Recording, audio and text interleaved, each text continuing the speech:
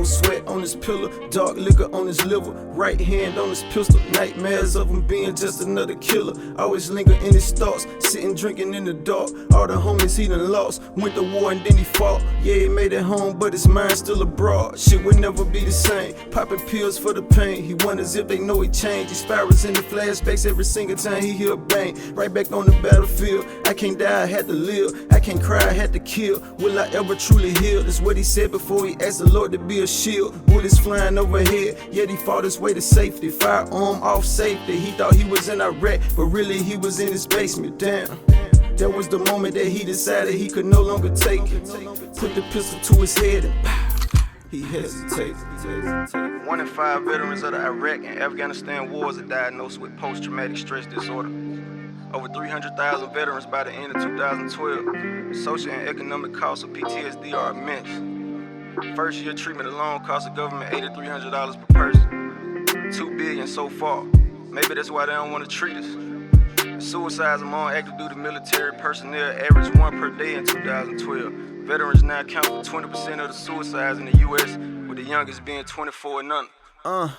Pistol still in his hands, tears running down his face. All he could do was pray, thoughts running through his mind, still running out of faith. Tried talking to some people, but they don't seem to understand what he really saying. Since he been out of the army, the VA been slow with appointments, it's hard to withstand. And no matter how it's perceived, he was forced to go and fight a war that went against everything he believed. He think the motive was greed, that's why he's feeling deceived. Can't get the help that he needs. He cut his wrist, let it bleed, stopped the bleeding, let it heal. Then he went and took some pills to put his mind at ease. Grabbed a bottle off the pantry, he finished the liquor, then fell to his knees. Kissed the picture of his kids, prayed for forgiveness and asked for relief. Grabbed a pistol by the handle, put the barrel in his mouth and then he squeezed. Another life claimed too soon, thanks to PTSD.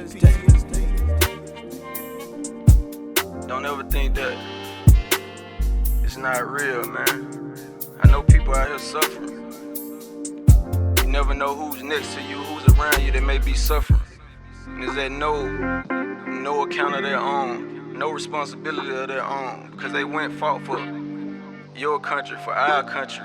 You know what I mean? Fought to protect where you living at. And it may have been for a war that they didn't necessarily agree with. You understand what I'm saying? In the past year alone, the number of diagnosed PTSD cases jumped 50% in the military. And that's just what's been diagnosed. It's not even including the people that's afraid to go to the doctor because, you know what I mean, they think they're gonna lose their job, lose their security clearance, or they're ashamed. They don't want their family members to know that.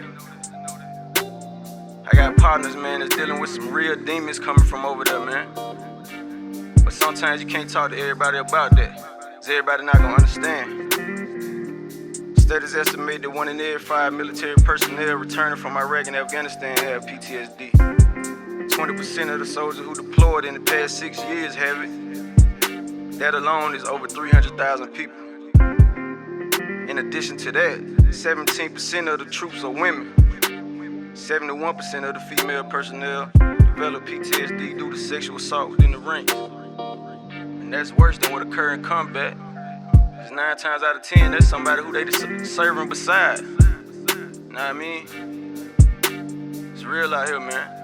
Every night not a turn up night, man. Every day not a happy day. So you gotta keep pushing, keep moving forward, man. Hussein, gone.